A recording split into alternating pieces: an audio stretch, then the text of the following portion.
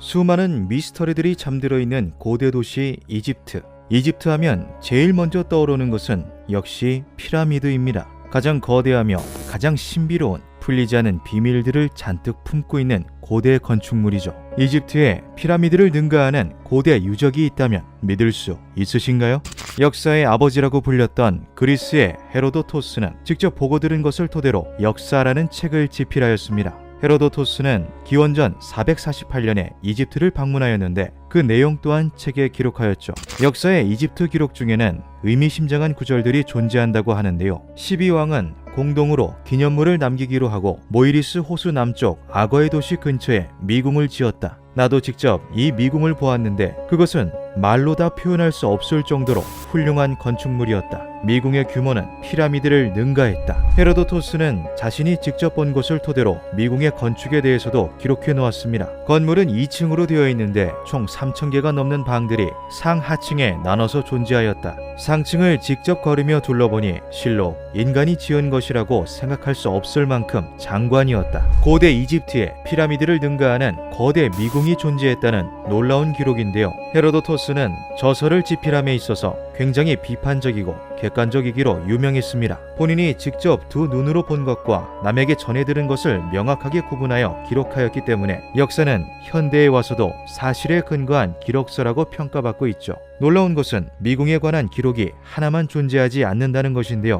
이집트의 미궁은 고대 역사가들이 작성한 문헌에도 종종 등장하고 있습니다. 멘데스 왕은 미궁이라고 불리는 거대한 묘지를 지었다. 미궁은 엄청난 규모뿐만 아니라 뛰어난 예술성도 갖추고 있었다. 이것을 쉽게 여기고 들어오는 이는 절대 출구를 찾아 나가지 못할 것이다. 미궁의 건축 기술은 타의 추종을 불허한다. 디오도루스의 이집트 미궁에 관한 기록은 헤로도토스의 기록보다 400년이 늦습니다. 즉 헤로도토스가 직접 기록을 한 시점부터 디오도루스가 400년 뒤에 방문을 할 때까지는 미궁이 건재하게 존재했다는 것인데요. 디오도루스와 같은 세대를 공존했던 고대 그리스의 지리학자 스트라본도 이집트에서 목격한 미궁에 관한 기록을 남겼습니다. 피라미드와 비슷한 미궁이 있는데 그 옆에는 미로를 건설한 왕의 무덤이 있었다. 안내원 없이 구경을 하다가는 영영 빠져나갈 수 없을 정도로 정교하게 구축되어 있는 미로였다. 모든 방의 천장이 하나의 거대한 돌로 만들어져 있었다. 다른 시대에 쓰여진 문헌들은 모두 이집트의 미궁이라는 공통된 주제를 이야기하고 있습니다. 이 놀라운 규모의 미궁은 정말 존재했던 걸까요? 미궁에 대한 마지막 기록은 기원 후 1세기경 로마의 역사가 가이우스 플리니우스가 작성한 박물지 36권에 기록되어 있습니다. 데달로스의 미로는 이집트의 미로와 비교했을 때 100분의 1 정도밖에 되지 않는다.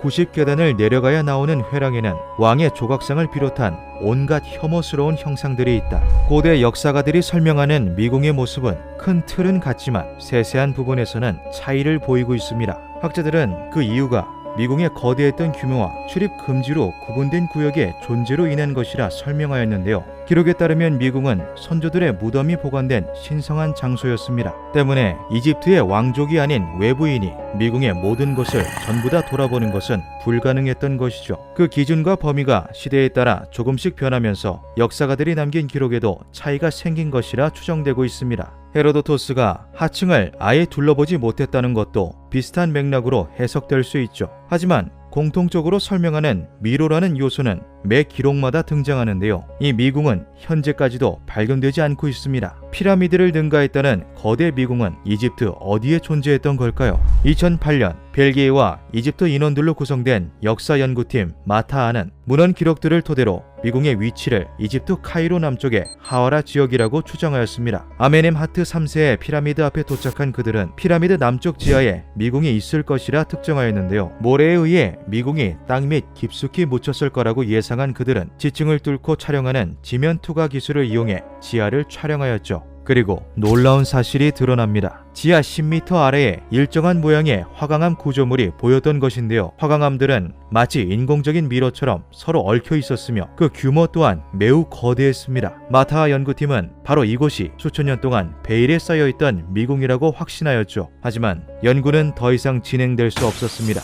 이집트 정부가 직접적으로 조사를 중지할 것을 명했기 때문인데요. 국가 안보 제재를 위한다는 것이 그 이유였죠. 이에 마타아 연구팀은 이집트 정부 측에 정식으로 조사 허가 요청을 보냈지만 돌아오는 대답은 없었습니다. 학자들은 아멘엠하트 3세 피라미드 앞에 있는 것이 고문원에 기록되어 있는 미궁일 확률이 높다고 말합니다. 하지만 이집트 정부는 미궁은 없다라고 말하며 현재까지도 조사 재개를 허락하지 않고 있다 하는데요. 미궁의 존재를 믿는 학자들은 수천 년의 세월이 흐르며 미궁 전체가 모래에 깊게 파묻혀버린 것이라 주장합니다. 기록에 따르면 스핑크스 역시 지금까지 무려 4번이나 모래에 파묻혔다 나왔다를 반복하였다고 하는데요. 거대한 건축물 전체가 모래에 잠기는 것은 사막에서는 충분히 가능한 일이라고 하죠. 최근 17세기의 고대 이집트 연구자였던 아타나시우스 키르어가 그린 스케치가 뒤늦게 논란이 되기도 했습니다. 해당 스케치가 기록에 나오는 이집트의 미궁 구조와 상당히 닮아 있었기 때문인데요. 스케치가 정확히 어떤 것을 대상으로 했는지는 현재까지 밝혀지지 않고 있습니다. 이집트의 광활한 사막 어딘가 존재한다는 거대 미궁,